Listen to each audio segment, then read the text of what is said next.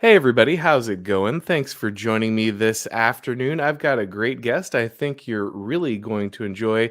My guest today is the senior writer over at Real Clear Investigations. He's written for a lot of different magazines and online outlets and newspapers, everything else. He's been a reporter for a very long time. Mark Hemingway, thanks for joining me, man. Hey, glad to be here. Absolutely. So I really appreciate you coming on because it's really interesting to talk to someone who has a lot more time kind of with some inside baseball, someone who's been on the scene and has a lot of experience. But I always start out my interviews the same way. So I was just wondering, how did you get started in what you're doing now? That's a really good question, and I'm not sure I have a very good answer for this.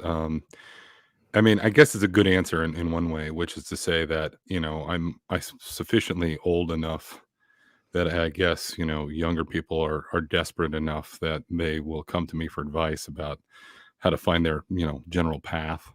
And my boilerplate response is I have like two good pieces of advice, which is that one, figure out what you want to do for a living early in your life, and two, find the right person to be married to. And if you get those two decisions right, you can be a pretty big degenerate in a lot of other areas, and you still can be relatively productive and successful. So in my case, it's really like I'm not like a good example because when I was, in like, I don't know, gosh, probably early teenager, I figured out I wanted to be a writer and I just kind of like worked toward that. I went to state school and I'm from Oregon, with the University of Oregon. And it turns out, one of the reasons I went there as opposed to some, bigger schools, they had a pretty good journalism program. And so, I always thought journalism would just be a path into sort of a bigger career as a writer. And, it's been interesting. I mean, I've carved out an interesting career where I've, written just about everything under the sun. And I've pursued that path and I've been, relatively successful at that. I don't really know what to say. I wanted to be a writer when I was a teenager, studied journalism. I moved to Washington, D.C., and within a year or so, I was working at USA Today. It worked out pretty well. That generation that got to go to college and then get a job in what they studied. That's amazing. Well, let me be clear. I mean, even 20 plus years ago, we were in a situation where we were cranking out so many more journalism majors than there were jobs even in the industry, even back then. And that was before the total collapse, thanks to Craigslist and other things like that. The Facebook's disintermediation of the advertising game, like all that stuff, really messed up the journalism industry.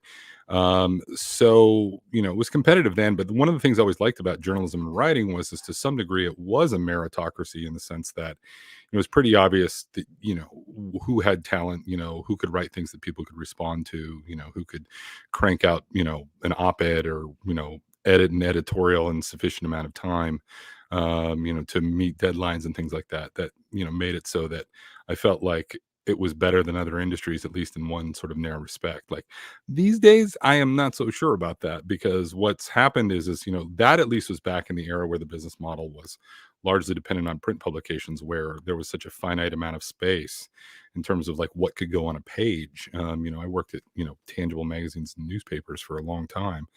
Um, Now it's like they don't even care. It's just, digital space is endless and, more content equals more clicks equals more revenue. And so, um, half of the problem I think we have today is I feel like editors in the news business are like trying to, op-ed us into civil wars because they literally don't have any discrimination, any incentive to discriminate, and more and worse, not only will they allow anything to be published, the more outrageous a thing that, you can put on the internet to get people to pay attention to and get the, the hate clicks or whatever, then, well, in some respects, that always reflects better on the editors and publications because everyone's just desperate just to stay afloat financially. And that's what the business model has incentivized. Yeah, they always say don't start a war with someone who buys ink by the barrel, but you don't even have to buy it anymore, right? And at this point, yeah, it's just this fire hose of content. Like you said, anybody who can get, I mean, my small foray into journalism was me falling backwards into something. I didn't go to journalism school or anything, so it's one of those situations where you're right, a lot of people will just let anyone take a shot at it and see what sticks, and we can kind of see the obvious results there, especially with the escalation in rhetoric. Yeah. Well, the other thing I would say though is that I talked a lot about, I wanted to be a writer. I went to journalism school, whatever. Um, I talked about the meritocracy to a certain extent. I mean, one of the things I would say, and I say this as a person who's been working in journalism for well over 2 decades at this point in time, getting a journalism degree was one of the dumbest things I've ever done. I mean, at the end of the day, it really is a trade, and another big part of the problem in terms of the decline of journalism in this country is that it has become this like professional caste. I mean, it's almost like a clerisy, it's as opposed to any kind of meritocracy anymore. I remember like 30 years ago, someone wrote a history of the Washington Press Corps. It's not a very good book, but the title certainly is, revealing, it was called Drunk Before Noon. I mean, it used to be this sort of like working class profession, and the people in it were at a minimum, I think, in touch with a certain sort of common man sensibility that is just like completely missing from newsrooms anymore. And I felt that, I was lucky enough to come in just in the tail end of that in the late 90s, where you still had people that, smoked indoors and in the newsroom. Or, one of my earliest editors was a guy named John Corey, who'd been at the New York Times for like 30 years. And like, I don't think John had ever even gone to college. I mean, he started out like running scores from the track in Long Island to the sports desk when he was a teenager, and worked his way up through the ranks at the Times.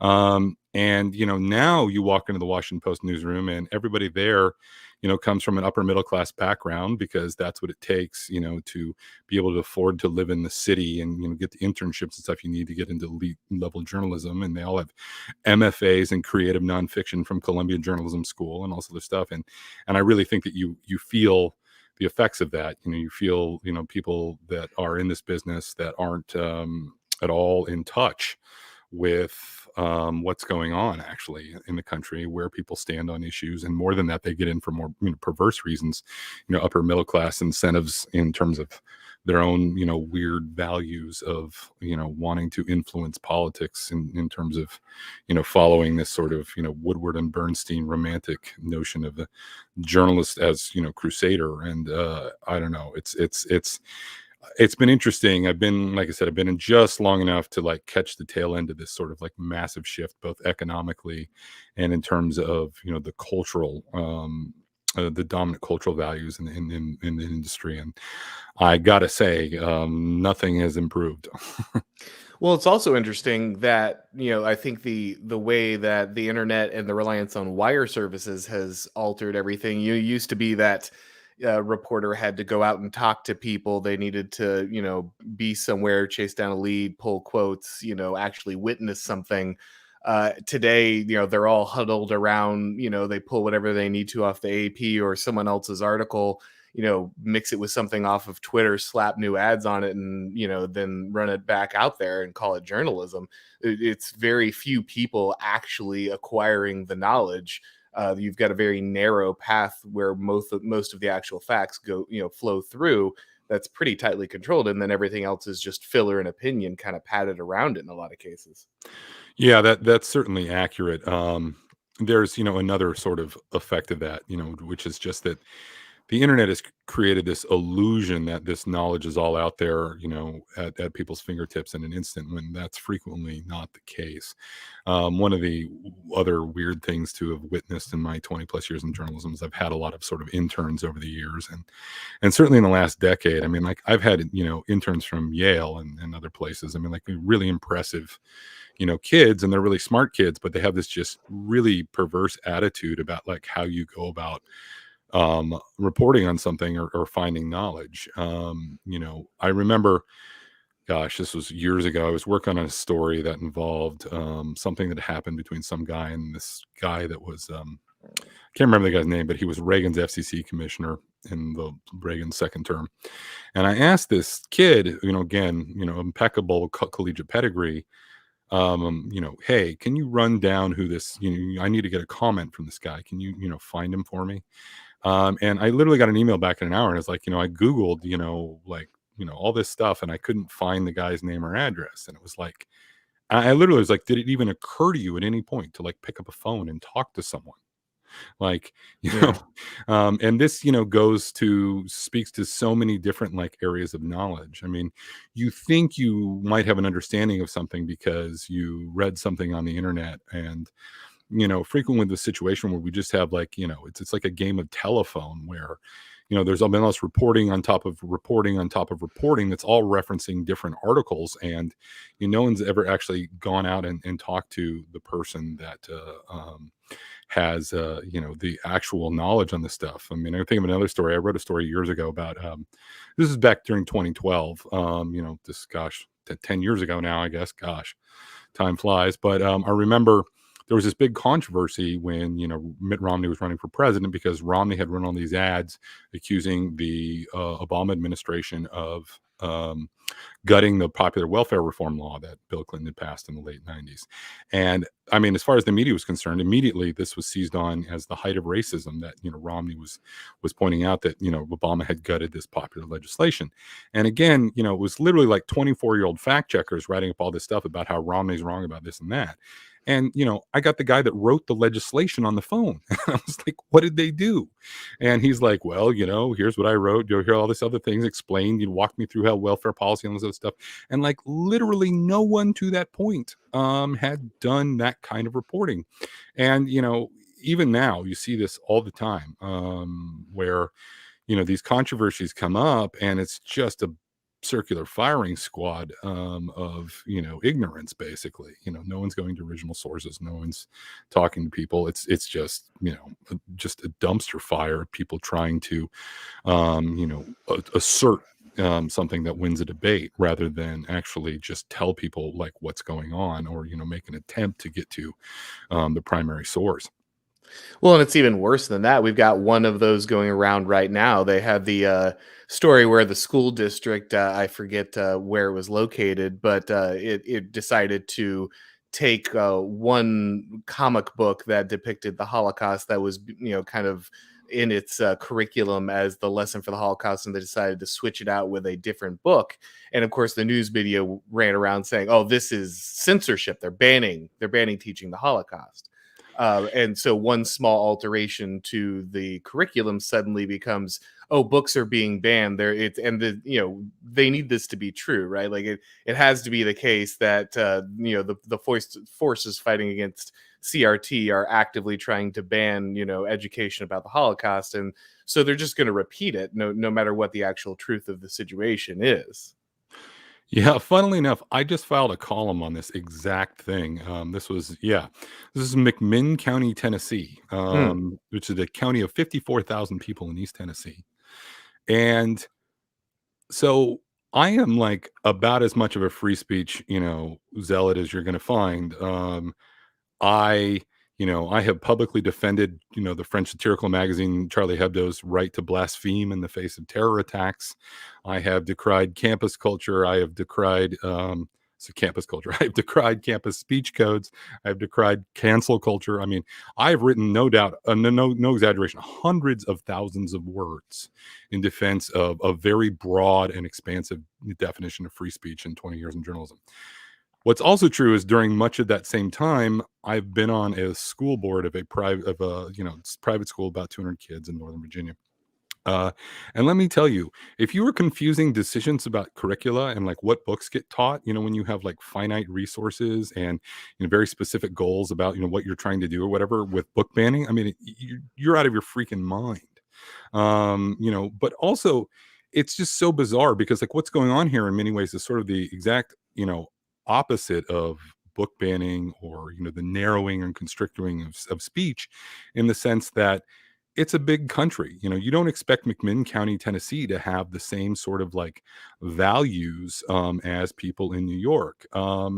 And yes, the book in question, it was about the Holocaust. I think everyone agrees it's a substantive quality book about the Holocaust, although it is a graphic novel.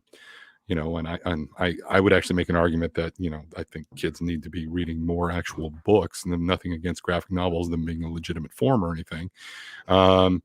But there are all kinds of reasons that would go into that decision. And in a country as large as ours, the idea of like pluralism, where people can choose to express things different ways in different parts of the country that have different cultures and stuff. I mean, this is like well within the accepted bounds of discourse. Never mind like the practical decisions that must be made when you're running schools. I mean, it's just absolutely crazy to me.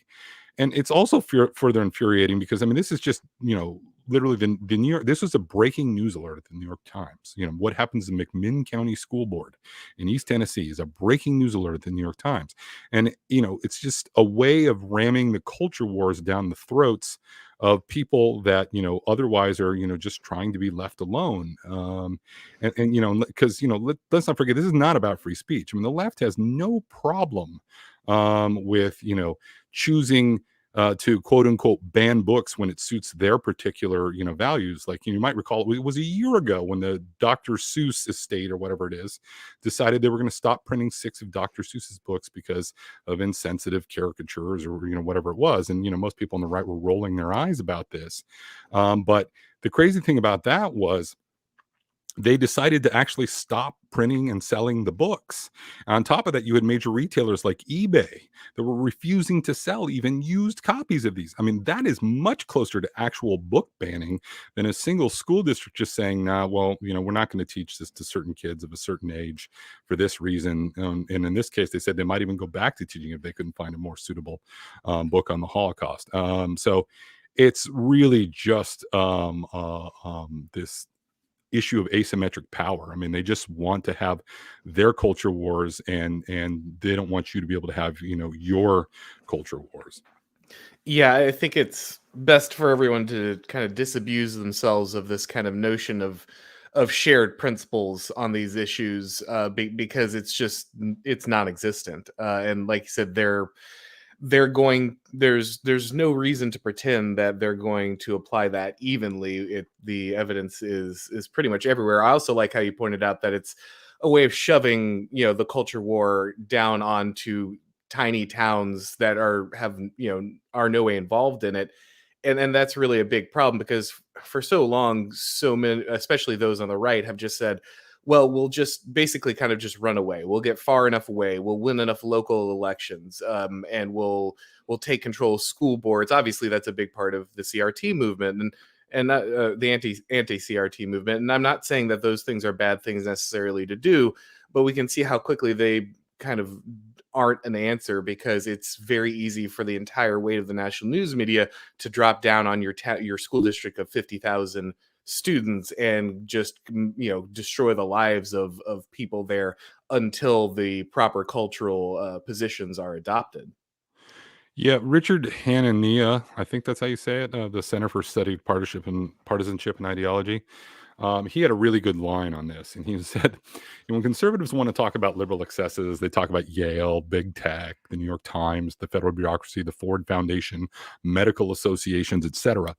When liberals want to talk about conservative excesses, they talk about the McMinn County School Board. And I think that's, the problem with journalism in a nutshell right now is like so many people in the journalism industry, again, these are affluent, elite, coastal, liberal people that they live in their own bubble, and they're convinced that they can pronounce judgment on all these people and places and things where they don't have the first they don't have the foggiest notion of what these people's lives are like, what the decisions they make, how they go about making decisions, on and on and on. They just care about using their influence to get what they think is right.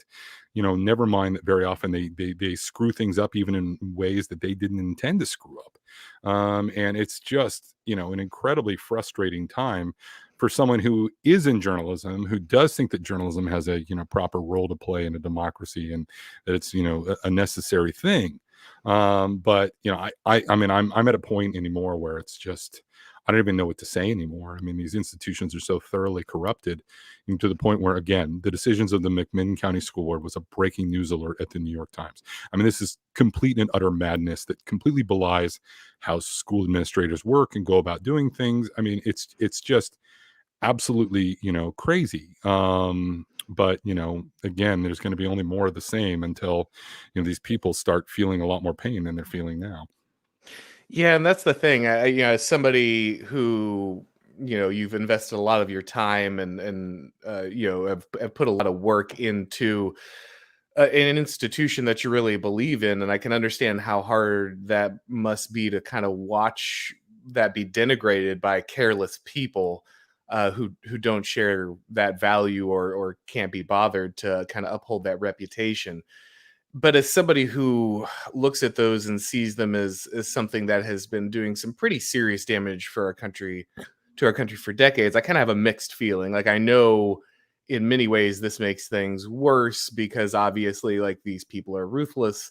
They don't care. Destroying the institutions of your civilization is incredibly costly, and we all pay that price. But at the same time, it's kind of nice to see them make themselves so obvious that we don't have to play this game anymore. You know what I mean? Just having watched these people kind of slowly corrupt these things and move things in a particular direction for many decades. They're now just so obvious that you don't have to sit there and explain it so much to people because they can see it at pretty much every step along the way. Yeah, that's exactly right. I mean, they just have surrendered they have wagered their credibility, so often, to the point now where it's just brute force. I mean, again, they're trying to use, whatever institutional power they have, to, shut people out of the debate, to, bring down consequences and circumstances on people. Um, but the problem is they've done this so often that, whatever the credibility of the institution was, once the source of its power, and like now they don't have that credibility, so they're constantly turning the volume up, to deal with the basic problem they have, which is that people don't listen to what they say anymore because they've been proven wrong so many times. I mean, I still think it works to a degree. I mean, if you look at what happened in the Trump administration, a lot of what happened in the 2020 election was literally just the entire media establishment screeching so loud about everything all the time for years on end that people voted against. I bet I'd wager a lot of people voted against Trump, not necessarily because they thought that the state of the country was that bad, or they disliked Trump's policies, whatever you want to say about Trump, as a human being who with a mouth, but simply because people voted to like turn the volume down. Like, if Trump just gets out of the White House, I won't have to hear all this screeching about controversies, and things will go back to normal. Well, I think people are starting to realize that these institutions that the media have been defending, and are so nakedly trying to abuse their power, and they can't hide it anymore. That people are realizing that there's no going back to normal here. If they voted to turn the volume down, well, guess what? You can't ignore what's happening in the Biden administration because it's actually it's like almost the inverse of the Trump administration in a lot of ways, where it's like, yes, the media are going out of way to spin everything that Biden does is perfectly normal, but the actual practical outcomes of what's happening in terms of the state of the economy and everything else, are disastrous. Whereas Trump, in some respects, was kind of the opposite of that.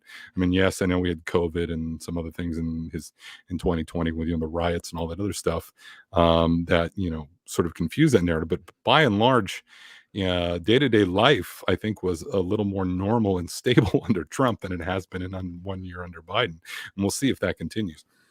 Yeah, I think that's incredibly hard to argue the other direction. But I did want to get to, since you mentioned it, the corruption of institutions in the 2020 election.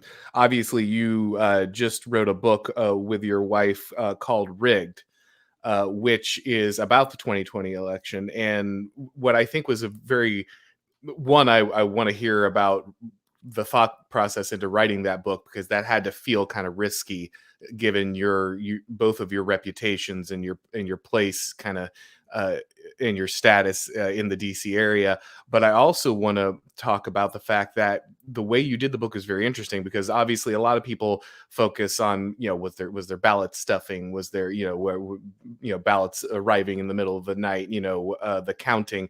But you guys break down a lot of the procedural issues, a lot of the formal changes that were legally made that were made with the purpose of changing the outcome of the election. And I think that's very interesting because I talk a lot about manipulating procedural outcomes and how kind of the progressive establishment's main power is the ability to manipulate procedural outcomes. They didn't do necessarily a lot of illegal stuff. Maybe they did, but most of the things that they did were out in the open, not even illegal, but were lining up the outcomes in a particular way. Can you talk a little bit about that?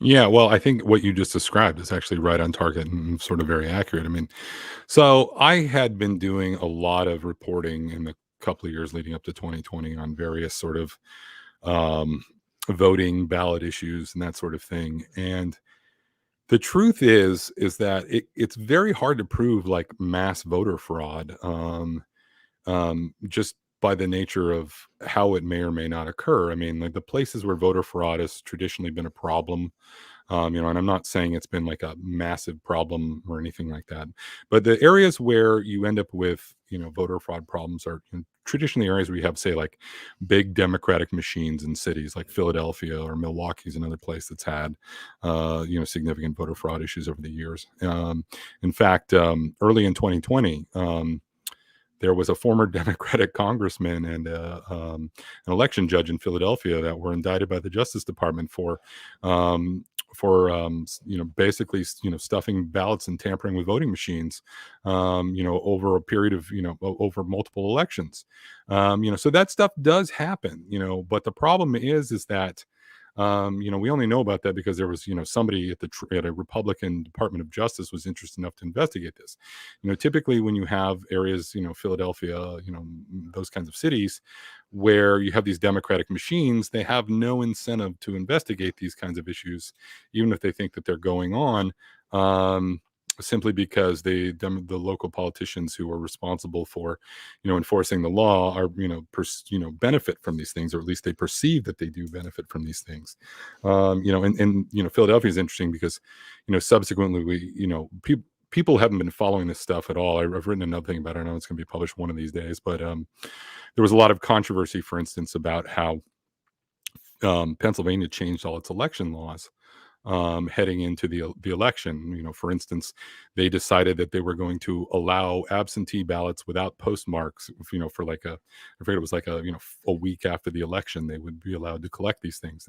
And a lot of really eyebrow raising stuff. If the election had been slightly closer in Philadelphia, you could see where this stuff would have really unraveled. But it's pretty clear that the Pennsylvania Supreme Court came in and basically overruled a whole bunch of democratically a bunch of laws that were passed by a democratically elected legislature on a whim, basically. And nobody really, there was some eyebrow raising about this, but everyone just accepted this in the media. Well, a year later, there's been almost no coverage of this. But just to give you an idea of what's going on in Pennsylvania, one of the most powerful union heads in the state, it was like one of the largest sources of campaign cash for Democrats in the state, is the IBEW union in Philadelphia. Was giving money to the Democratic governor and almost every major Democratic office holder in the state. He just got indicted for corruption. And one of the campaigns that he funded was his brother's. And his brother is a member of the Pennsylvania Supreme Court. So, the head of the Philadelphia Union, sort of, known for corruption, helped elect his brother to the Supreme Court in the state, and they were the people that changed all of the laws. If you know anything about Pennsylvania politics and Philadelphia politics, this should be raising a lot of eyebrows. I mean, this kind of if this kind of corruption were happening with the Republican Party in Texas, it would be it'd be like some sort of 4-alarm fire at MSNBC right now. And the New York Times, would be sending in teams of investigative reporters to get to the bottom of this. But you don't even hear about this stuff. And I think that's where the media really feels its power. I mean, the worst cases of media bias, more often than not, are really sins of omission. It's what they don't cover. It's what they don't tell you. And every time you see some huge media scandal, and you're tempted to be like, oh wow, people are really going to realize how corrupt the media is now. Well, it's well, if that's what what do you think they're not telling you? I mean, what do you think Mhm. they're actually hiding? What do you think they're actually getting away with? And I think that's where we're at with the media right now. And even the people I think that are disgusted or know at this point in time they can't trust the media because of Trump Russia or the lab leak theory or Kavanaugh or any of the other million stories they've gotten majorly wrong across the board in the past couple of years. I don't think that most people really realize that it's actually much more corrupt than that. That's just what you know. Yeah, I mean, well, that's what you're allowed to be. That's what you're allowed to be told about their failures because that's what they can't hide. well, and it has a very deleterious effect on the public discussion, because I think one of the interesting things that happens is because of the selective reporting of the media and because of what is censored on social media and that kind of thing, the credible, well researched problems with the system don't reach the public the way they should. And because there's this patchwork of theories that come out around something like the election, or another good example might be the vaccines, right? You had so many questions, you had so many people making assertions, so much is being censored, so little is being reported if it smells of the wrong type of politics. And because of that, you have kind of the things people know are wrong. People know something is wrong, and because the reliable sources, the people who are supposed to be in the institutions that deliver them the truth, are unwilling to investigate or bring those truths forward, they rush in to backfill that with some kind of story, and which end up is this kind of hodgepodge of conspiracy and truth, where people know something's wrong. Some of the stuff that is true is getting through despite the media and the censorship of social media. But a lot of things that aren't true are also filling the void. And because of that, what happens is the opposition is completely unable to coalesce, because every time they want to come back and build a counter narrative, that counter narrative is necessarily full of misinformation along with the correct information. And so this means that the case they're making is always kind of tainted in a way that then lets the establishment pick it apart. Yeah, I think that's a really smart and sophisticated analysis of what's going on. I mean, I think that captures a lot of it. Short of actually building institutions with the resources of the New York Times and other things like that, it's always going to be very hard to sort of build these sort of counter narratives. But at the same time, I just don't. Uh, it's funny. I was just talking about this on another podcast recently, but I think it's a really important sort of way of thinking about things. Uh, so Nietzsche has this thing where he talks about regulative fiction, which is to say that whenever you have complex institutions or societies or whatever it is, the actual day-to-day affairs of human beings and how they interact are you know very messy. I mean, people are very self-interested, all kinds of bad stuff happens behind the scenes or whatever, but we tell us this regulative fiction, these like stories that try and make grand narratives out of all the stuff that's happening, to make ourselves feel better about things, to push toward progress, and all these other things that we have historically done, I think, as a civilization. Well, I think one thing about what's happened is that simply that just the overload of information has contributed to this point where um, even if people have noble intentions in terms of writing these regulative fiction narratives that may or may not be true, there's just so much like information overload where you can always spot like an unreliable narrator, and it's just gotten to the point where people just can't um, tell themselves these stories anymore, or the institutions like the New York Times or Washington Post don't have the cultural authority they once did to like smooth over all of these messy affairs and hide the sort of venal machinations that got us to where we are.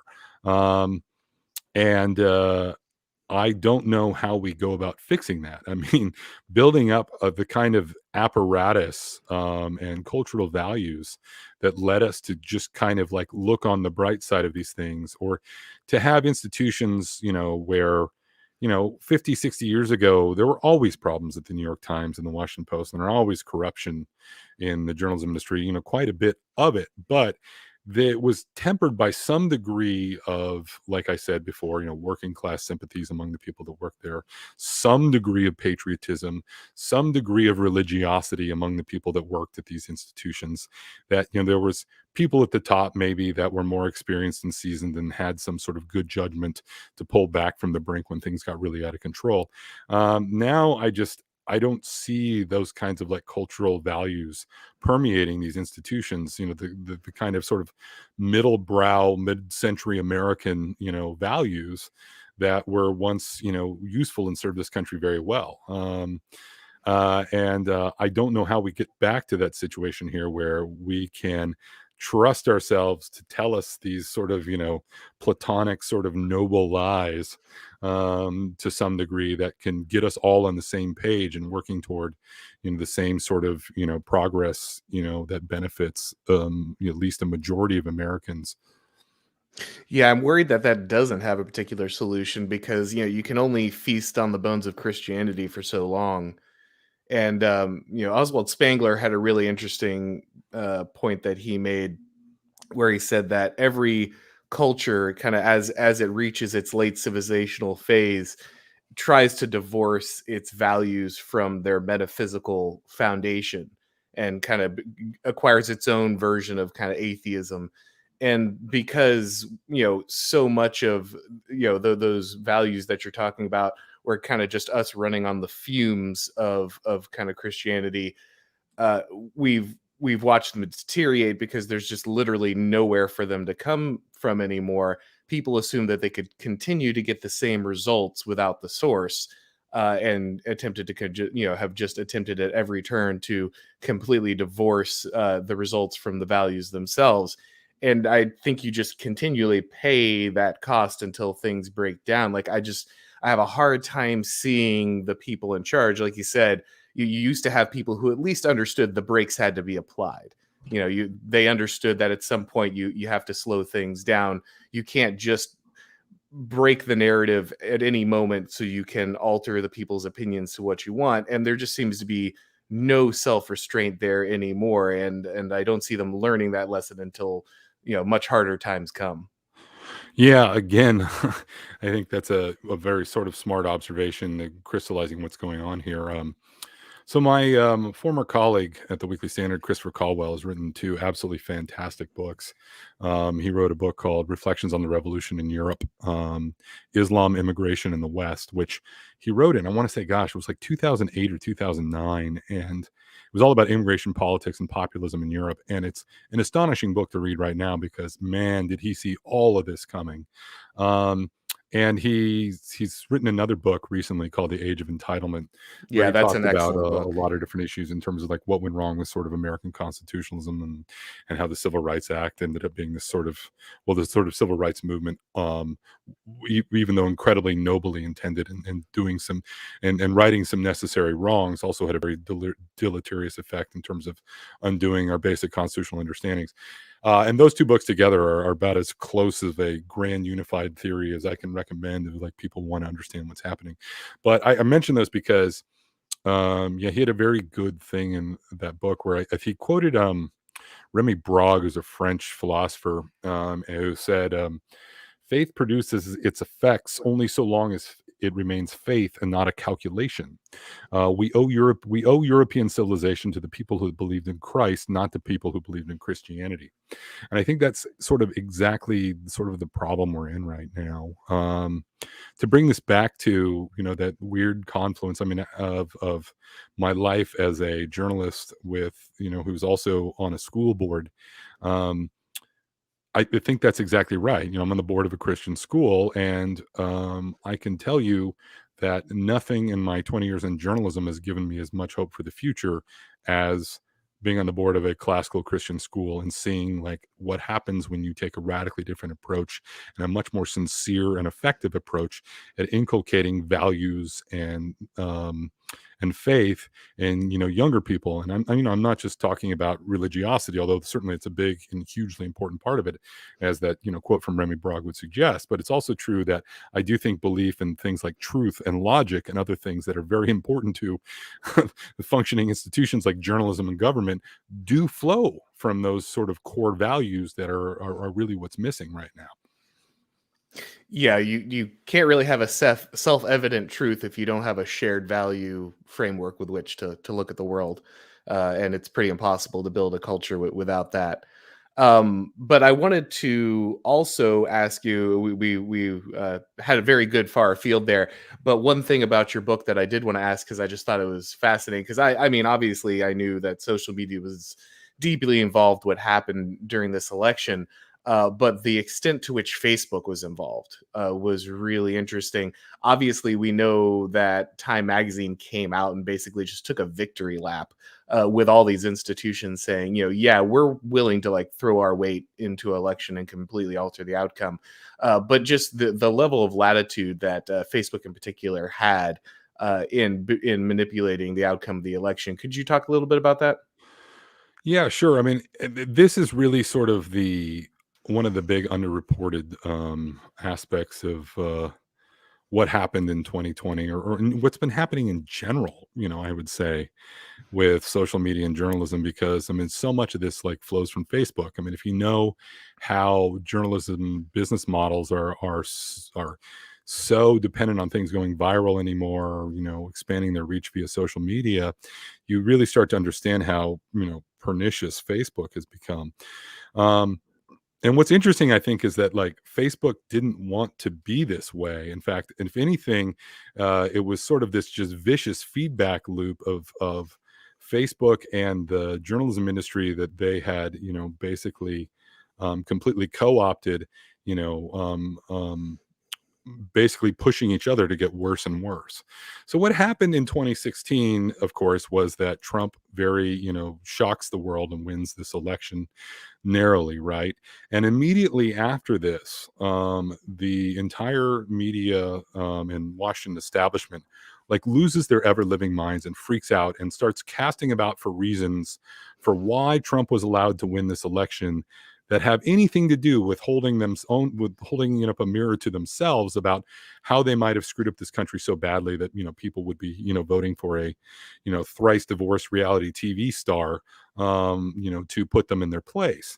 So they quickly, after Trump's victory, settled on two immediate villains, right? The first, of course, was Russia. They've never quite explained how, again, this is, I'm not doubting it's nefarious, but, Russia buying a couple $100,000 worth of Facebook ads or whatever certainly didn't sway the election. And there's still no proof that Russia was able to tangibly change a single, actual vote in the election. But the second villain, of course, immediately was Facebook. Because what had happened was basically this. In 2012, the Obama campaign basically, well, they'd shown a fair degree of tech savvy in 2008 when things like YouTube and other things were still fairly new. And in 2012, they took it to a whole another level. The Obama campaign opened up like a field office in Silicon Valley, and they had all these engineers flocking to their campaign and all this other stuff. Top execs at Facebook have admitted that they let the Obama campaign basically have free reign with Facebook's network and do things that almost anyone else would never have been allowed to do with Facebook data or whatever, right? So they, hoovered up and, basically all of Facebook's data set, and the Obama campaign in 2012 put this to good use. And not only was this, allowed, I mean, this was like celebrated. This guy, Sasha Issenberg, who was a journalist at Slate and some other places, wrote this book called The Victory Lab, where, basically they talked about, all of the, cutting edge technology and this, social science and like, I mean, just straight out manipulative tactics the Obama campaign was using for electioneering in 2012. And it was all celebrated. Like, I mean, can you believe, how sophisticated and wonderful what these people are doing? I mean, this is just the future of politics. And in 2016, The Trump campaign, specifically Steve Bannon and the Mercers, saw what had happened, and they realized that there was an arms race going on, and they needed to be able to compete in terms of using these cutting edge new electioneering techniques involving data mining from Facebook and all this other stuff. So they founded Cambridge Analytica, and they hoovered up Facebook's data set as much as they could, just like the Obama campaign did or whatever. Did a lot of basically the same stuff. And when they won the election, all of a sudden, all the stuff in 2012, the Obama campaign had been unbelievably, celebrated in the press, and people wrote books about. All of a sudden, was literally turned into, oh, well, this is criminal. How dare they do this? And so there was so much pressure on Facebook immediately after Trump winning, because people, there was a couple things going on there. Well, one is that the first obviously was them hoovering all this data. The other thing was that people put a lot of extra emphasis on how good the Trump digital campaign was, and it was really good, in part because Trump, put the lie to another sacred, bit of media dogma when it came to elections, which is that Trump was outspent 2-1 by Hillary Clinton, and yet she still lost, right? So the villain must have been, Facebook's manipulative data. So what was interesting is in the immediate wake of the 2016 and people screaming bloody murder about Facebook's role in it, Zuckerberg himself's initial response was like, you people are crazy. And he made some public statements like, of course, Facebook isn't responsible for swinging an entire election. It's not, our business to get involved in this stuff. And that would not do. I mean, there was an internal revolt immediately at Facebook among top engineers and everything else. And it got to a point where within a month, basically, Zuckerberg had renounced himself. And one of the first things that they did was, so Trump's elected in November, and in December, Facebook announces that they're going to fund their own fact-checking operation, basically, where what they're going to do is they're going to pay outside news organizations to quote unquote fact check the news, and they'll use these fact checks as a way of getting quote unquote disinformation off of their platform. And I mean, let me tell you how corrupt this program is. I mean, it's totally insane. And I know this because I worked at the Weekly Standard, where we were an official Facebook fact-checking partner in the tail end of that magazine's days. And I made no secret of objecting to our participation of it, at least internally. And what happens is, and this is still going on at Facebook, mind you, where they pay PolitiFact, or they pay the Dispatch. Steve Hayes, my former editor of the Weekly Standard, his new publication, is now a proud member of the Facebook fact-checking program. Facebook pays them money. Facebook gives them, I don't know how much it is, but it's usually enough to fund a full-time staff salary. It was when I was there at the Weekly Standard. Pays them to do these fact checks on Facebook. Never mind that Facebook is paying journalistic entities that have an obligation to cover Facebook, right? Which is, a huge conflict of interest in and of itself.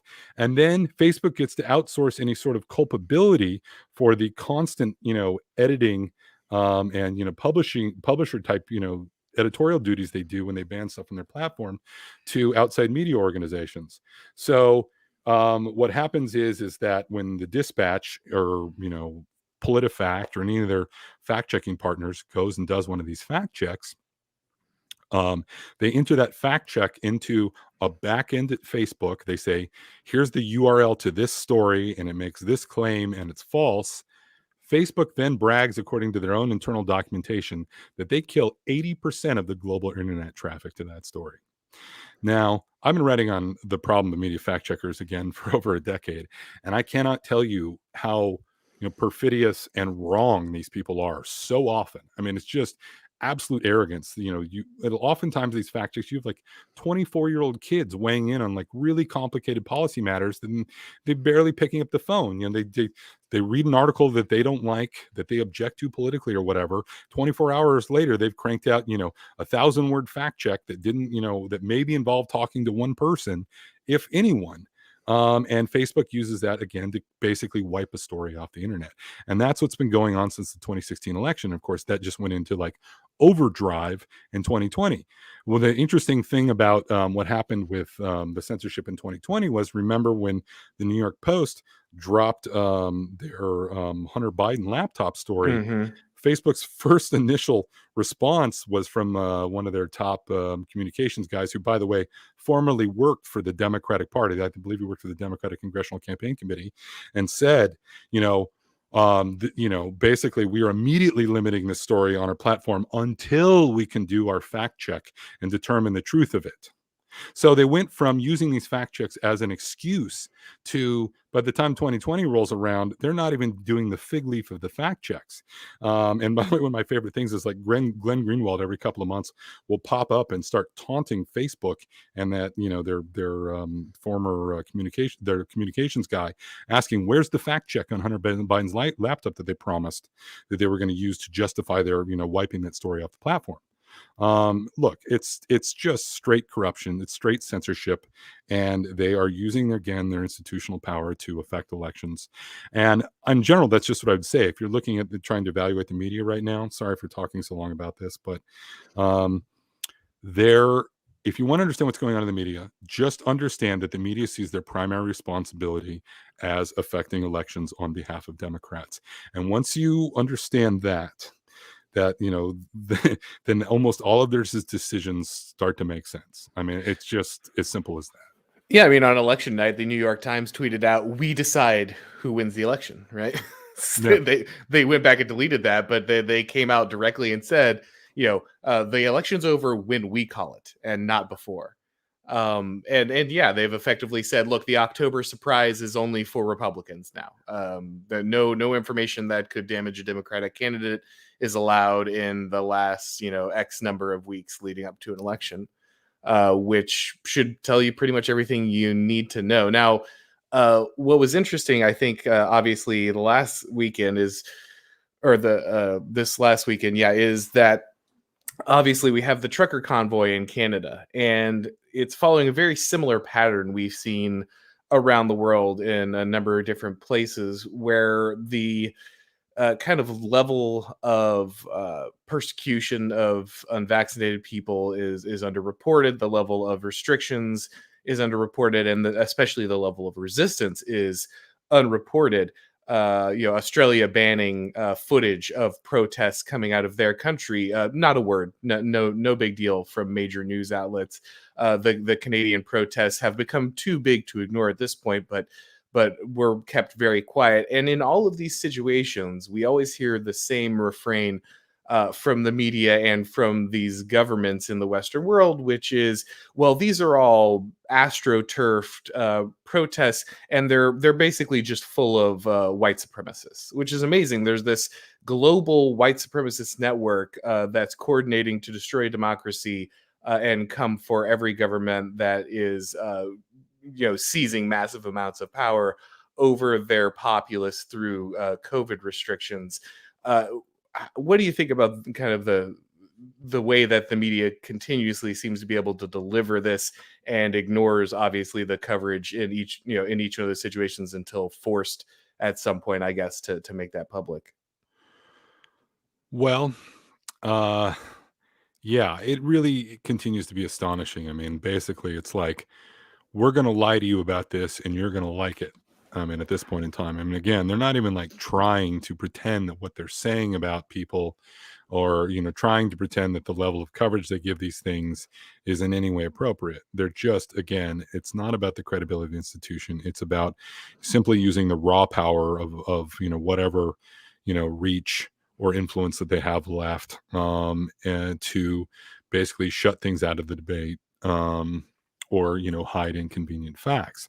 But I worry that this is a very, very dangerous game that people are playing. When you do not allow people the right platforms and opportunity for democratic protests, which is what's going on here, is basically half the country is being systematically denied the opportunity to be heard. Those people are going to increasingly do more and more extreme things in order to be heard. which is not to say that I think that, we have to worry about an epidemic of white supremacy or violence or anything like that, in terms of, our impending future. But to the extent that there has been more extremism, I think the media is enabling it. If they would give ordinary people who disagree with, sort of the, I don't know, the dogma that is constantly being spouted, at least an opportunity to be heard, um, then they wouldn't be, having all of this. It's also true that they end up in the situation where one of the tactics they take is that you have this mass protest of 50,000 truckers or whatever it is, headed to Ottawa. If you might have, like I said, you've got like 50,000 trucks lined up or whatever it is.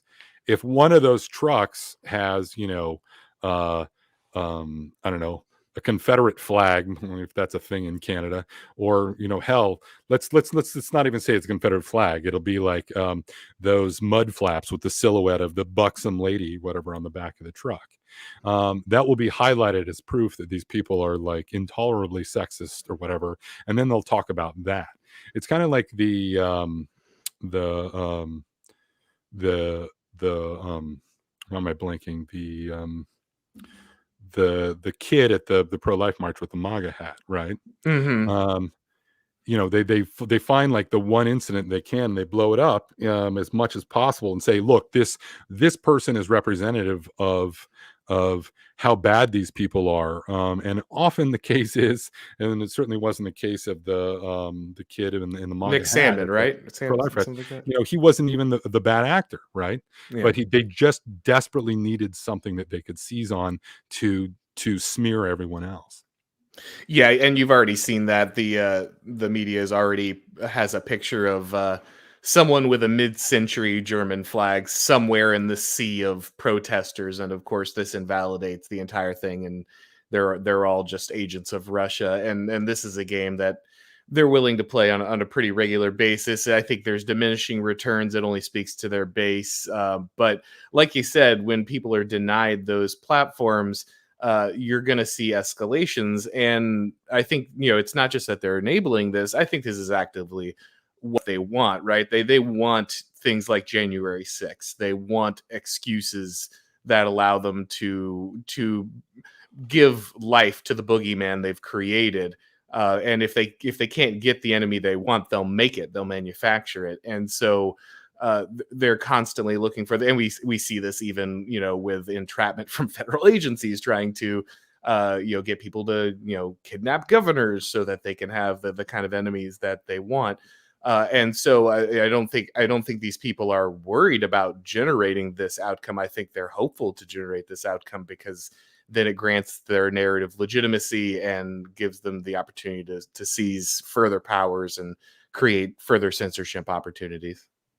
Well, yes, and you also have to remember that on some level, I mean, this is like actual projection. I mean, it's the left that wants really radical social change. Um, it's not necessarily the populist right. I mean, like, look, these people in Canada, they're not advocating for like major societal change. They're trying to return to normalcy, and that's seen as threatening to these people. I mean, think about that for a second. Like, that's the radical movement, is they want, pre-COVID, some measure pre-COVID normalcy. At the same time, we get this in the States. We spent a year getting this mostly peaceful nonsense. Never mind that you had literally, dozens of American cities being burned to the ground, being led by an organization that is full of actually Marxist grifters. And no one is able to say out loud that that's what's going on. And it's really, again, scary to me, because again, it just ratchets the tension unnecessarily. Like, I'm not necessarily worried about extremism breaking out or whatever, but certainly it does encourage extremism. I do think that QAnon and some of these other things are a reaction to that. I mean, if these people are, I mean, it's just straight gaslighting at some point in time, to the point where it's making people crazy. I mean, is it Yeah. really that crazy to think that there's, the joke is that there's, post Epstein, that there's this, ring cabal of pedophiles, running everything the way that, QAnon was saying. Yeah, I don't think my so. buddy Jeff had a great tweet about that. He said the conspiracy, or the fake part of the conspiracy, the Q thing is not that there's not a cabal of satanic pedophiles running the country. It's that no one is coming to help. Exactly. Yeah. So I think that you're right that, and especially when it comes to the GOP, you've got the people who are supposed to be the opposition. They're supposed to be the outlet for these people to seek kind of redress. Is along pretty much along for the ride, and which is amazing because these people, in theory, should be protecting their own power, right? They should be uh, self-interested. Power should check power. Self-interest should be checking self-interest, right? We should be seeing some Federalist 51 here, but instead, what we see is that they're pretty much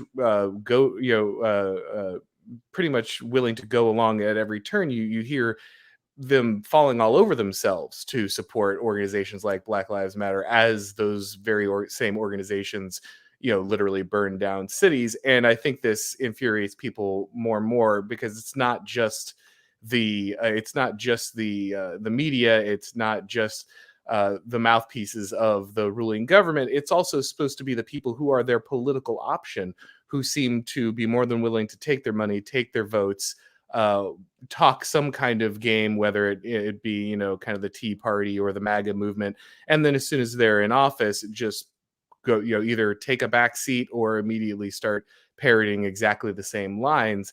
And they feel like they're going crazy. It's the gaslighting, because they can't believe that once again they have attempted to kick that football out of Lucy's hands, and are flat on their back.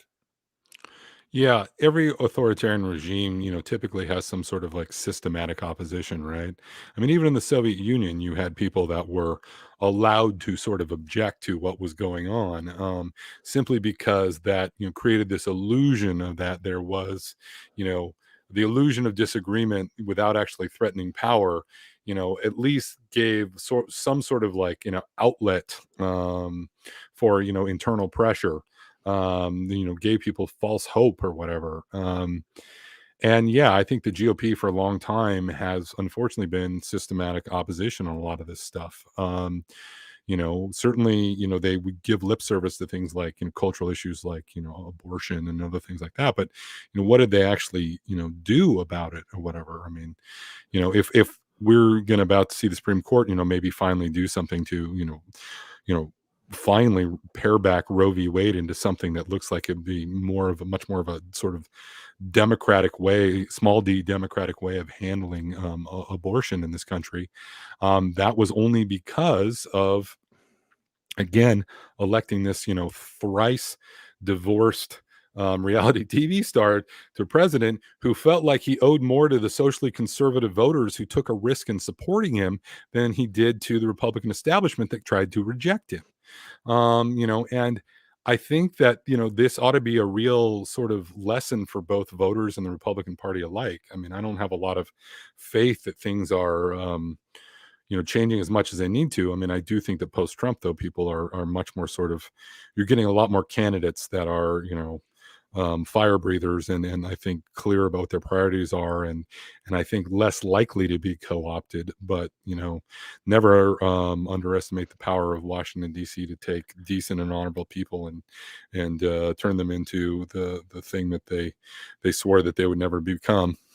Yeah, I mean, obviously we've got a crop of candidates like Joe Kent and Blake Masters and JD Vance, and I like all these people, but my I'm not long on democracy, and so I don't think that a lot of this stuff is going to get fixed through them. But at the same time, it is nice to see. I think the big thing about Trump is, in a lot of ways, he didn't know what was politically possible, and that's great because it made him take risks that no one else would take. But obviously, he didn't really have the knowledge and the ability to kind of follow through. Having someone with that level of competence to get that done would be nice, but I still don't know if they can turn that ship around. Yeah, no, you're right about that. But though I think We've also post-Trump seen something I think that is very instructive, which is to say that I know people are trying to pretend that there's some sort of like fight brewing between Trump and DeSantis. I don't. I mean, I know kind of a little bit about what's going on behind the scenes, and I don't think it's nearly as big an issue as people are trying to make it out to be. But I think with the example of DeSantis and Texas and Bill Lee in Tennessee, is governor of Tennessee, has been quietly doing some things under the radar that I think are really good. Um, that Republicans are starting to like, especially as with the COVID situation, has forced people to really realize that where you live in this country matters and local governance matters. I think part of the reason why we ended up in this situation here where Republicans were the systematic opposition was in part because we managed to like federalize and nationalize too many things that shouldn't have been that way, starting with direct election of senators and God knows whatever else in the progressive era. So I think the big GOP project going forward should be to devolve power to the states, back where it belongs, and hell, to devolve it lower than that back to individuals, counties, and communities. And I think that that might be the way forward on this stuff, because the more you nationalize things and the more you make our politics and our debates dependent upon national institutions, like media and other things like that, the less Republican voters are going to be heard, the less that they're going to have a chance to get some sort of input. But at the state and county level, things might be a lot different. But I don't know. We'll see. But that's my hope. Yeah, I mean, I definitely agree with you. In some ways, I think that DeSantis is far more valuable as a governor who is basically turning his state into a province that no longer relies on Rome, rather than trying to go to the big city and just throw his head against the wall for 4 years. And I think that I don't think we're going to see in any way, shape, or form things get decentralized officially. I don't think there's any chance of either party significantly reducing the power of the federal government for a whole host of reasons.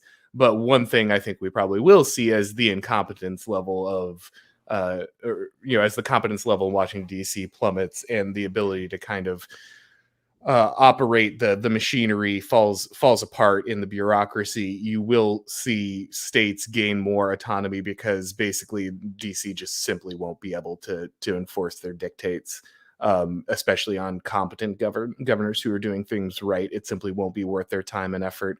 And I think that's where we'll see the advantage of governors like DeSantis grow.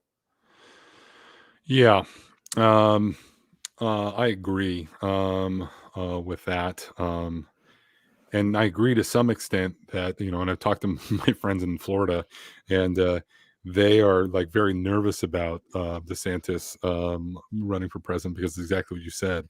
Like in some respects, he's more valuable as an example to others at the state level, where he can actually do more control rather than get in a place like Washington D.C., where you have an entire federal bureaucracy that's designed to quote unquote resist him. But at the same time, I don't know what to do. I don't know what to say. Like it's like there needs to be a sort of stare down of the administrative state, and somebody's got to have the courage to like take that on. I mean, I think the Trump was very good at sort of like showing people that it was possible to have an entirely different approach to this sort of stuff, and one that was much more controversial.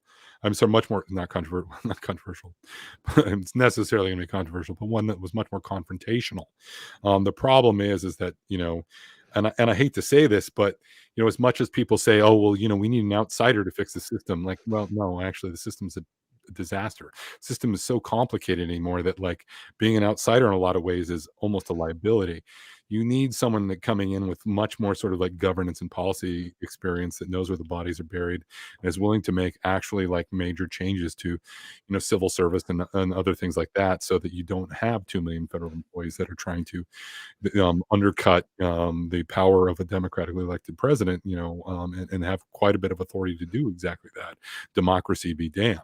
And that's one of the things about what's going on right now in this country that like just makes me want to tear what little hair I have left out. This notion that our democracy is in danger. I mean, for crying out loud, no one on the left gives a darn about democracy. I mean, they've had, Congress outsourcing every major decision on just about for a century to this unelected federal workforce, for crying out loud, and they're fine with that. They don't care about democracy. They're only they only care about democracy insofar as they get to limit what democracy can do to counter that kind of establishment full of unelected legislators. One of my favorite things that I've seen, and by favorite I mean tragic, of course, is Ibram Kendi. Did you ever see that thing he wrote in the Atlantic about wanting to create a department of anti-racism or whatever? Yes, yeah. He literally wants unelected civil servants empowered to hand out penalties to elected politicians.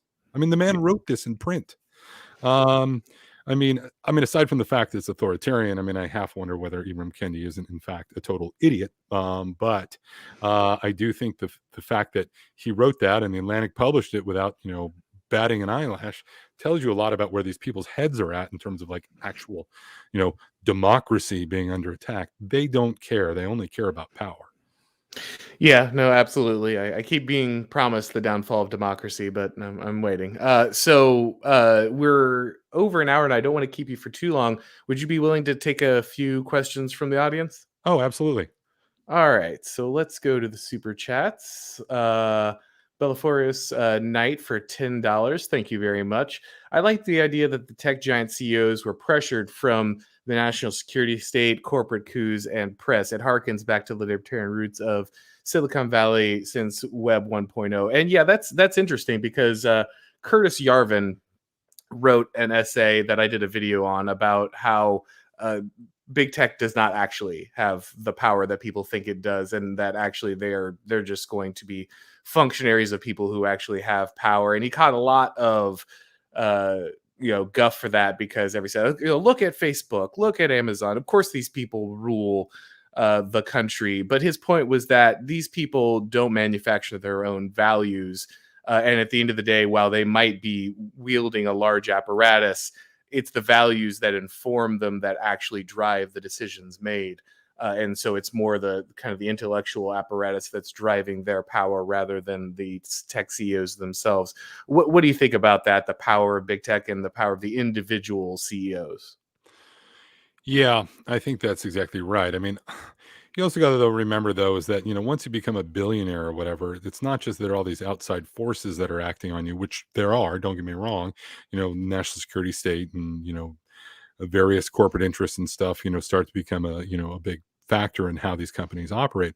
But more than that, though, it's also that once you become a person that is wedded to that sort of money and power yourself, you don't make decisions as independently as you want. I mean, I think as you promised you would, or as you sold yourself in terms of this being revolutionary technology, you yourself were co-opted, and you allowed yourself to be co-opted, and you continue to allow yourself to be co-opted if you insist on being a person that plays at that level. I mean, I think it's Elon Musk is interesting in that he's like trying to walk this line in terms of telling all these various institutions to go screw themselves, at the same time he's trying to do big and bold things. To what extent do I know these outside forces are acting on Elon Musk and he's succumbing to them? And I gotta imagine it's more than we know. But it's interesting that there is at least one guy out there that is at least acknowledging the cognitive dissonance of being a person like that, who claimed to come from this sort of like revolutionary Silicon Valley background. I'm 45, right? So I really am the generation that saw the internet become what it was. I mean, and it's really amazing to me, someone who used to read Wired magazine back in 1994 or whatever it was, when it first started popping up when I was in high school, back when it was an actual magazine, because the web wasn't that big. And the libertarian utopianism, I mean, it was so off the charts then.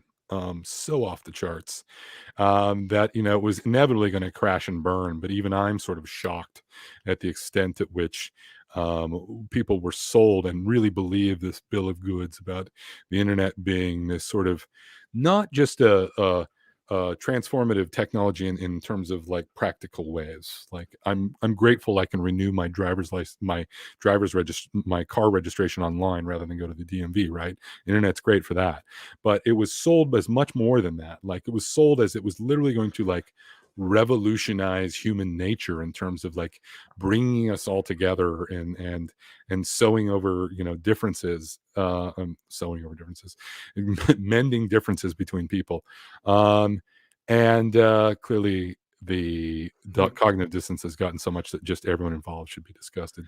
Funny how the Tower of Babel never really works out. But also, I think the one of the most amazing things of kind of looking at the failed promises of the internet is, I'm not that young, and when I compared to many of my audience, and when I remember when I was in elementary school, the people would come in from NASA or something and to school, they give a presentation promising that by the time you're adult, you're just going to take a jet to the moon. You're just going to hop in, and we're just going to land there. And then you look at the breaking new technology from Facebook this year was wearing a VR headset in what looks like a strictly worse version of Second Life. And we have this scenario where we were promised everything, and that progress was going to continue unabated, and it was going to revolutionize every aspect of our life. And it seems like 15 years after some of the changes came along, we're actually working our way backwards. It feels like we're almost getting less from the internet than we were even getting just a decade ago. Much certainly not seeing the revolution we were promised. Yeah, absolutely. And more than that, though, in terms of its psychological effect on people, I mean, I really think that like so much excess cognitive energy gets like sucked up in terms of like getting people into these dopamine addicted technologies and stuff like that, that people just aren't creating like they once were. I mean, I really feel like part of the reason why Hollywood and the music industry in this country feel really culturally stagnant is just because when you didn't have that kind of like insane stimuli all the time and people constantly exploiting it, people were much more sort of creative. They were much more willing to like get out there and take risks. And I think that, I don't want to sound, out pie in the sky here, but I do think that there's been this like society wide. And again, I keep going back to this school administrator thing. You see this with like young people, especially young people that are a lot like I'm pretty darn strict. My kids don't have tablets or computers or phones or anything like that, and my, oldest is in high school. I don't allow it. And I really strongly feel about this, the difference between a kid that is immersed in technology and a kid that is not in this day and age is monumental. And I know exactly which kid I prefer and which kid I trust to shepherd society in the future. Yeah, we're feeding an enormous amount of IQ points in our country into just perfecting the best Skinner box to sit inside someone's pocket on a regular basis, and that's leading us to disaster on just every level. But the next question we had here from the distributist. Hey, Dave, how's it going? For $5, thank you very much. What is Mark's opinion on the post-left example, the opposition to progressive culture hegemony outside of the typical conservative framework? So, yeah, I'm sure you're probably aware that there's a number of us knocking around who are not big fans of traditional conservatism, but also kind of oppose progressivism. What are your feelings kind of about that movement to the level you're kind of familiar with it? Yeah, that is actually a really interesting question. I mean, one of the things that's been both scary and very good about the last, I don't know, 5 years or well, I guess before that. So let's just say that the post-Trump era has that, and I think it has, scrambled people's perceptions of what politics can or should be in terms of like who falls into what camp. Um, again, I'm like a weird asterisk in conservative history in the sense that I think I'm the only guy that has ever been a paid staff writer at National Review, the Weekly Standard, and the American Spectator, the three big conservative post-war journals. And So like I'm very much a creature in some ways, or I should say, I very much was a creature of sort of conservatism Inc. Right, and I mean, there were all kinds of ways that I had my own weird ways that I was heterodox about things, or at least so I told myself. But now there was a story in the New York Times today that my former employer Bill Kristol has spent $40 million, has been involved in groups that have raised $40 million for Democrats in the past year or so, which is just totally insane to me, given where we're at. And I am much, much more skeptical of um, a lot of the economic frameworks I was led to believe when I was younger, which is to say, I don't think the principles have really changed a lot. Like I still really believe in free trade, but I was told things were free trade when they were like 1,200 page heavily lawyered agreements between countries. That wasn't free trade, and and it took Trump and a lot of other like crazy things falling apart, I think, for me to realize that. All of that is to say that I am looking at things from a much different framework than I used to in terms of ideological rigidities. I'm somewhat friendly with Michael Malice, who's an anarchist, Mhm. who I listen to a lot, and I think I don't know if I agree, and says a lot of interesting things in terms of the post left, like Red Scare Pod, I guess. I find that whole sort of like subculture like really interesting and provocative in terms of a bunch of women that are very much leftist, but are very much questioning feminism. Um, I basically, at this point in time, I think that any area where people are both open minded and are willing to question a lot of the established um, ideological hierarchies that have been guiding us for the last 50 years in this country are people that I'm going to listen to, and I hope that they listen to me. The one caveat that I would add, and the one area where I don't really bend on a lot of stuff, which is that I am very much a small O Orthodox Christian. I am, specifically, I'm a Missouri Synod Lutheran, very, and I have some, very specific, Christian beliefs that I hew to about forgiveness is a big thing for me. Like if you are not willing to forgive people, and you are so rigid in your hierarchy and ideology that you don't have, sort of a base level Christian sense of forgiveness in terms of like how you go about approaching people in good faith, in terms of how you go about arguing, in terms of how you go about getting to the truth, then I'm not very interested in you. But I do think that a lot of these post left groups happen to be very open minded people, and I'm very interested in what they have to say. I pay attention to what they have to say. Um, I don't always, appreciate the sort of like weird, vulgarity and other things that goes along with the sort of internet culture and memes and whatnot. But I'm not a particularly pietistic man myself in private. I'd like to be a more pietistic Christian than I am.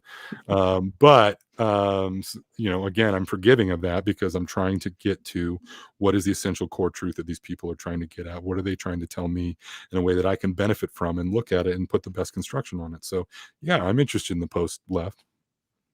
Now I have to ask because I've always wondered this for someone who's been in the hollowed halls of National Review. Is James Burnham illegal there? Do they burn all of the books, or what? It feels like that strand of thought was just purged because I spent so much time listening to talk radio and working in politics and reporting on it and being involved in the GOP side of things, not on a big level, but it's a significant amount of time around these things.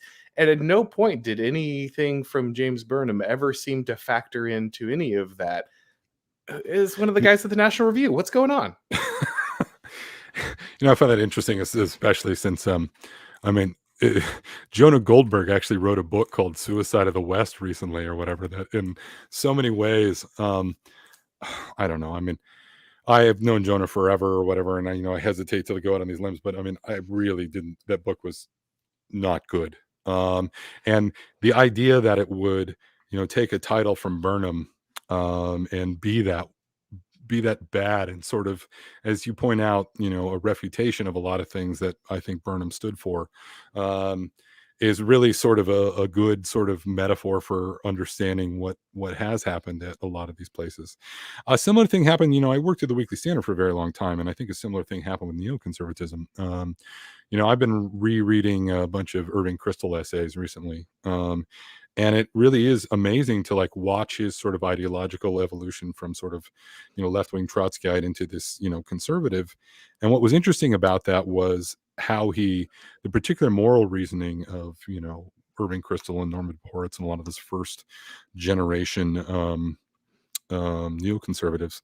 It wasn't they were very much interested in a particular brand of sort of absolute morality, and at the same time they're very much interested in empiricism, such that they took a lot of they arrived at a lot of traditionalist conservative beliefs by applying things like social science and other things that were traditionally the domain of the left, where they ended up reasoning their way into these conservative positions.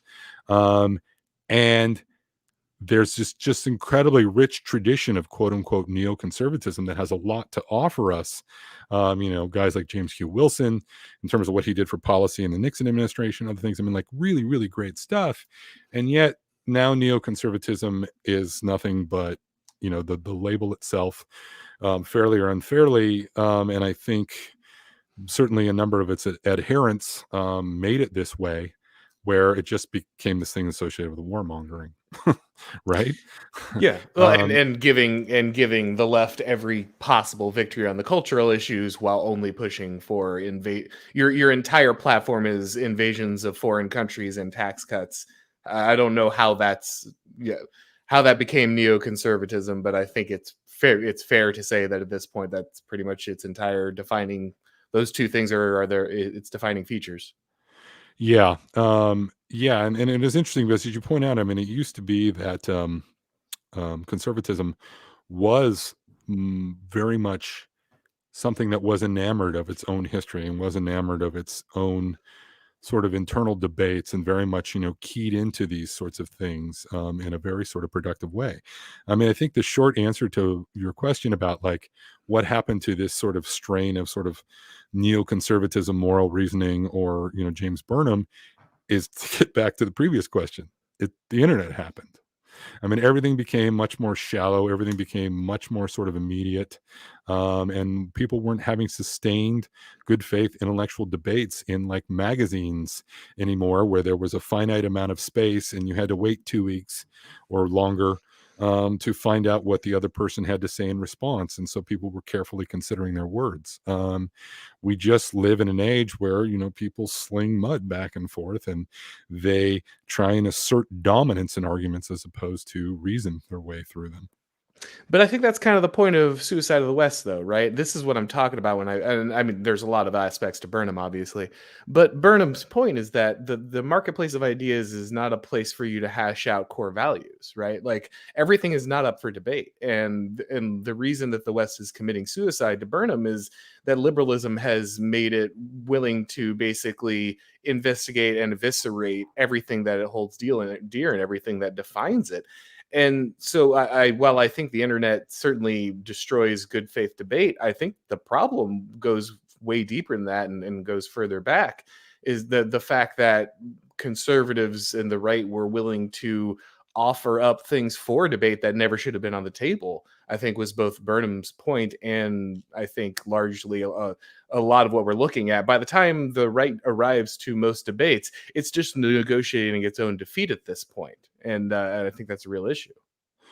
Yeah, no, I think that's actually an astute observation. I mean, part of it is simply that our culture was so permeated with, this particular brand of American liberalism that I think that at some point conservatism couldn't argue without accepting these premises. And one of the most powerful premises, and this was actually a point that Jonah Goldberg, in one of his books, The Tyranny of Cliches, that I bashed him for that. He was great on this point, and I think that I wish more people thought in these terms, which is to say that like the big lie of liberalism is that it's not ideological, right? It's Hmm. that it's, oh, we just want to do what's pragmatic, right?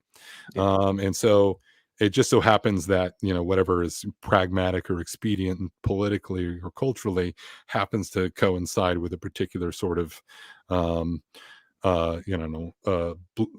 bleeding heart authoritarian agenda. And I think that that's what's happened in a lot of conservative debates. It's like they just argue for what is immediately pragmatic. Like, what can we do to, stop the, the bleeding, rather than argue about, what they can do to actually take down sort of the ultimate, enemy, or stop the problem. It's just always fighting the last battle, if I can mix another metaphor into this. But you're right, they don't have the eyes on the prize, they don't hold tight to the core values, and they've just accepted so many of these premises that liberals have foisted on them. Yep. So we've got GSP here for 279 Canadian. That's a very specific donation. Thank you. Temporary Charlie Kirk dictatorship in the future. Yeah, we're gonna suspend the consulship. Put Charlie in there for 6 months. Hopefully, he will return to his farms when he is done. But should he continue in perpetuity, we will be under the rule of the Kirks. Long may they reign. So let's see. I look All forward to right. him crossing the Potomac. Yes, yeah, the die is indeed cast. So okay, I think that's everything we got there. So I want, well, actually, before I wrap things up, is there anything that we didn't get to that you wanted to touch on? No, I don't think so. This has been great. Yeah, absolutely. Well, guys, I didn't know what all to put in the description, but I linked to your Twitter. Is there anything else you want people to check out? Obviously, the book, but Yeah, anything else you want people to check the out? book would be great. Twitter is great, and Real Clear Investigations, Real Clear Politics. Absolutely. And absolutely appreciate you coming by. And guys, thank you so much for coming. Thank you for your questions. I have a piece up at I am 1776 on the trucker convoy. If you guys haven't had a chance to check that out, you can do that. If this is your first time at my channel, please go ahead and subscribe, like all that stuff. And once again, thank you, Mark, so much for coming on. Yeah, anytime. All right, guys, thanks for coming. And as always, I'll talk to you next time.